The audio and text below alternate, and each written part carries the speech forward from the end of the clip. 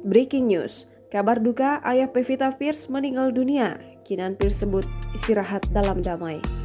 Kabar duka ayahanda dari artis Pevita Pierce, Bromwell Pierce, dikabarkan telah meninggal dunia pada Minggu 29 Agustus 2021. Pevita Pierce sendiri menuliskan kesedihannya di Instagram Story dengan membagikan unggahan masa kecilnya bersama sang ayah. Di unggahan lainnya, pemain film ini membagikan foto lain bersama sang ayah di usia senjanya. Belum ada keterangan resmi dari pihak keluarga Pevita terkait penyebab dan di mana meninggalnya sang ayah. Akan tetapi, sang kakak Kinan Pierce juga menuliskan ucapan duka lainnya.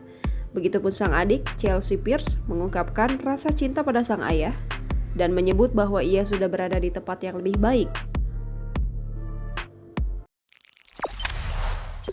Jangan lupa subscribe, share, komen, dan like ya!